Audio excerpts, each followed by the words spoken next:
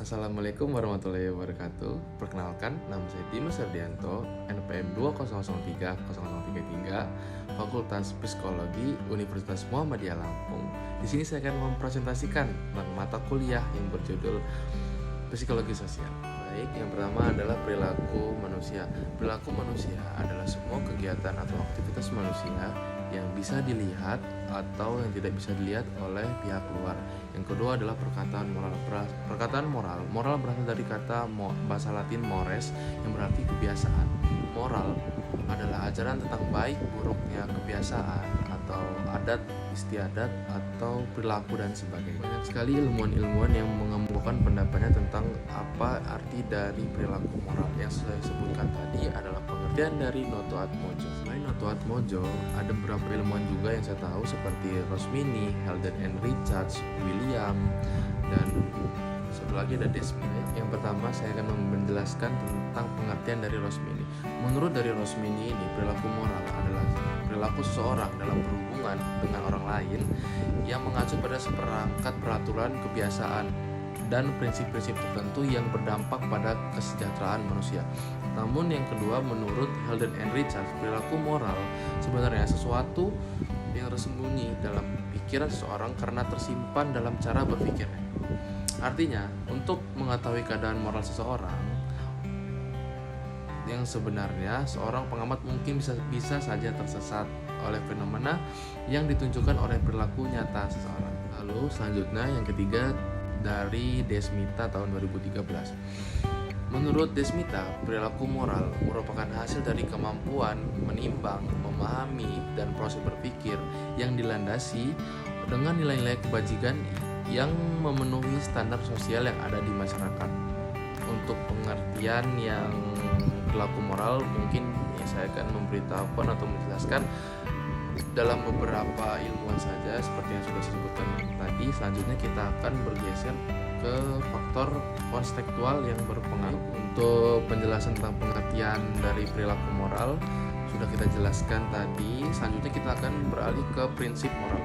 Prinsip-prinsip moral ini meliputi ada nilai-nilai, norma, praktik, institusi teknologi, dan mekanisme lainnya yang bertujuan untuk mengendalikan kebebasan egoisme individu dalam bertindak secara mengatur kehidupan sosial.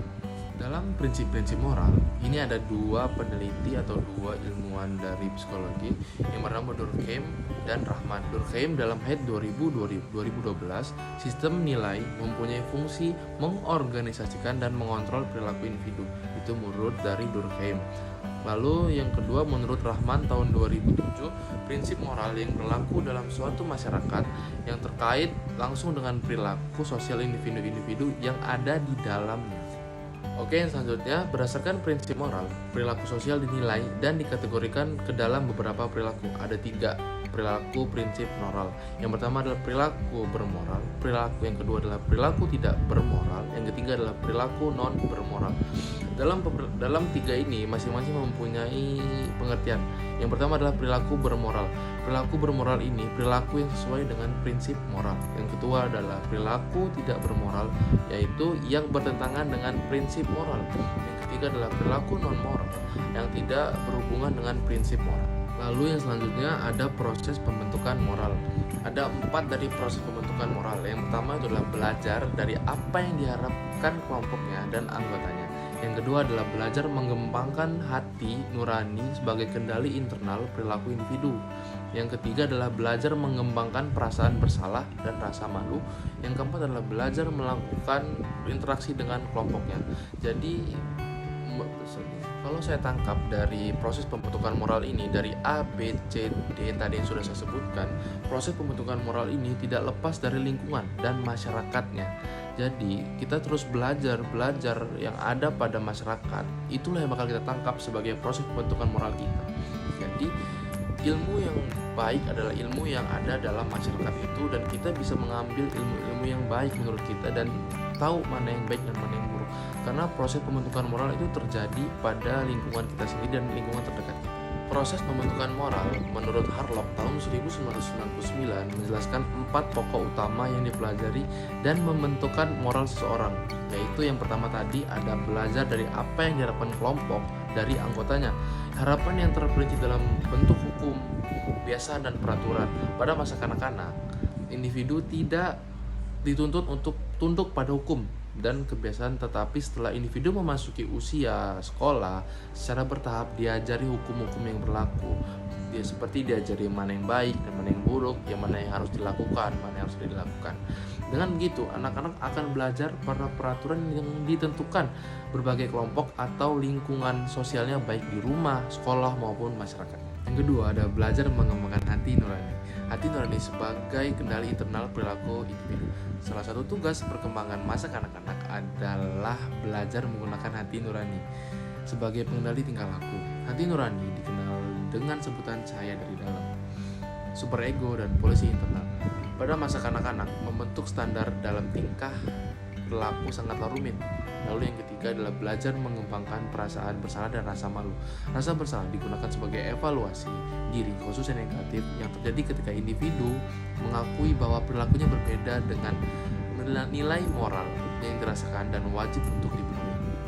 Sedangkan rasa malu adalah sebagai reaksi emosional yang tidak menyenangkan yang timbul akibat adanya penilaian negatif terhadap diri. Lalu yang selanjutnya adalah yang keempat, belajar melakukan interaksi dengan kelompoknya. Interaksi sosial memegang peranan penting dalam perkembangan moral. Pada umumnya, interaksi sosial berawal dari lingkungan, keluarga. Seiring dengan berkembangnya kemampuan dalam berkomunikasi, interaksi sosial meluas sampai pada lingkungan sosial yang lebih luas, sangat luas. Lingkungan sendiri, lingkungan sekolah, lingkungan masyarakat, lingkungan bermain mungkin. Lalu individu yang diterima di lingkungan sosialnya dengan baik akan memberikan kesempatan belajar kode moral dan motivasi individu untuk menyesuaikan dengan kode moral yang telah ditetapkan. Berikutnya, sikap orang tua yang perlu diperhatikan sehubungan dengan perkembangan moral anak. Yang pertama, itu adalah konsisten dalam mendidik anak. Yang kedua adalah bersikap orang tua dalam keluarga, terutama dalam mendidik anak. Yang ketiga itu adalah penghayatan dan pengalaman agama yang dianut. Yang keempat adalah sikap konsisten orang tua dalam menerapkan norma. Yang selanjutnya adalah faktor-faktor yang mempengaruhi moral. Menurut Rahman tahun 2013 itu ada kognitif, ada emosi, ada kepribadian, yang terakhir ada situasional. Yang pertama, faktor kognitif itu meliputi faktor pengetahuan moral, pemahaman moral, penalaran moral. Yang kedua ada faktor emosi, meliputi kepekaan moral, emosi moral, dan institusi moral. Yang ketiga adalah faktor kepribadian, meliputi identitas moral, agensi moral, integritas moral, motivasi moral, dan ada karakter moral. Lalu yang keempat, yang terakhir adalah faktor situasional, meliputi kelompok sosial, kekuasaan, nilai-nilai agama, stratifikasi sosial, dan lain-lain. Dari keempat faktor-faktor yang mempengaruhi moral, yang pertama kita akan membedah satu persatu. Yang pertama adalah faktor kognitif. Faktor kognitif menurut Piaget dan Kohlberg, perilaku moral dipengaruhi oleh penalaran moral. Kemampuan kognitif dalam mengatasi dilema moral sangat berpengaruh terhadap perilaku moral. Yang kedua, menurut Blasi, penalaran moral hanya prediktor sederhana dari perilaku moral, sehingga diperlukan faktor lain. Yang kedua adalah faktor emosi. Emosi moral atau disebut dengan moralitas yang berhubungan dengan tubuh atau moralitas yang dikendalikan oleh tubuh. Emosi moral adalah sesuatu yang berhubungan dengan kepribadian atau kesejahteraan masyarakat secara menyeluruh. Itu menurut Haidt tahun 2003. Yang ketiga adalah lanjutan emosi. Lanjutan emosi atau somatical marker bisa aktif jika dihadapkan pada situasi yang mirip dan membantu proses pengambilan keputusan moral. Moralitas yang menyatu dengan tubuh mempunyai pengaruh yang lebih besar dibandingkan moralitas yang dipahami secara kognitif. Yang keempat adalah, lalu selanjutnya kita akan membedah faktor-faktor yang mempengaruhi moral dari keempat tadi. Yang pertama adalah faktor kognitif. Kemampuan kognitif dalam mengatasi dilema moral sangat berpengaruh terhadap perilaku moral. Menurut Piaget dan Kohlberg, perilaku moral dipengaruhi oleh penalaran moral. Menurut Blasi, penalaran moral hanya prediktor sederhana dari perilaku moral, sehingga diperlukan faktor lain. Lalu yang kedua adalah faktor emosi atau emosi moral, sesuatu yang berhubungan dengan kepentingan pribadi atau kesejahteraan masyarakat secara menyeluruh, itu menurut Hay. Lalu karakteristik umum emosi moral berkaitan dengan tubuh, mempunyai kemampuan untuk memotivasi, sulit dikendalikan secara sadar, itu menurut Blasi.